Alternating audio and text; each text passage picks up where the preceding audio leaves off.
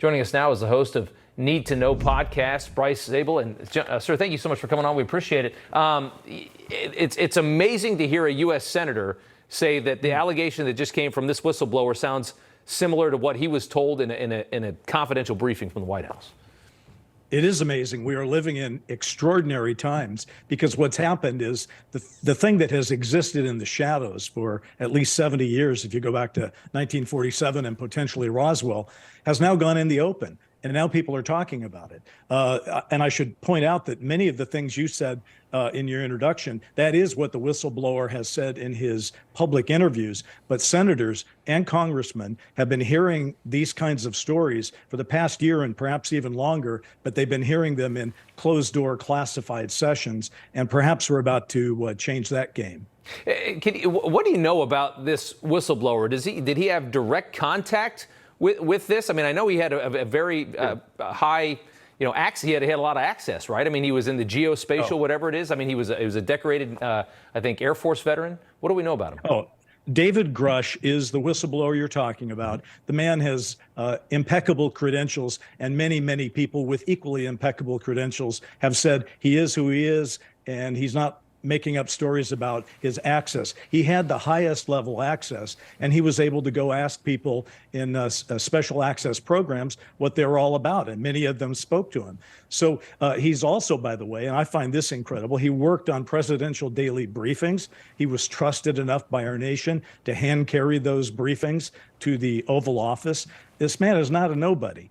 I actually sat in, Rob, on 2 of the interviews that he did. So I've met the man, taken his measure personally.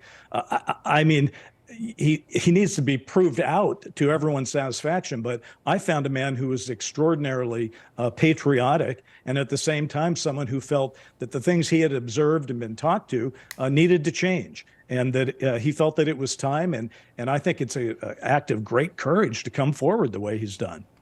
What do you say to people? I have a healthy dose of skepticism for everything. I don't think we're alone in this universe. I look out at trillions of stars and I say it's idiotic to think that we're the only alive thing in that universe. But at the same time, I also have a very healthy skepticism of government. And I think there's a lot of people out there that believe that this could be all just a little dance to give people the distraction so that they're not maybe paying attention to something else. Let's start talking about aliens because our discourse has gotten so bad. What would you say to somebody that believes something like that? Well, I would say skepticism is always warranted. I'm a reporter myself. I am skeptical. But let's remember, this whole UFO situation that we're talking about now didn't start in 2004 with that very widely publicized Nimitz incident.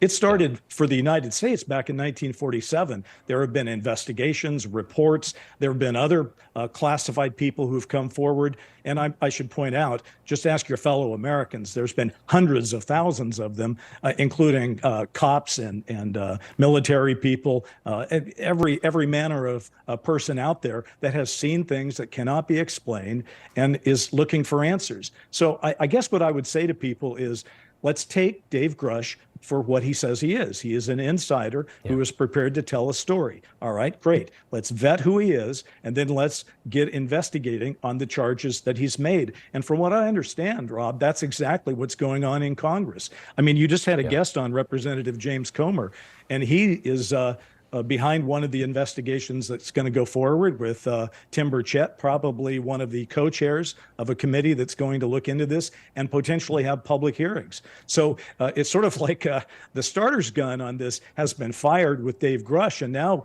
it's time for us to see what's going to happen. And I would just remind your viewers, I mean, think back to the Senate Watergate hearings back in '73, or even the Church Committee hearings in '75. Those were widely publicized, and they helped take issues that people weren't focused on and make them public.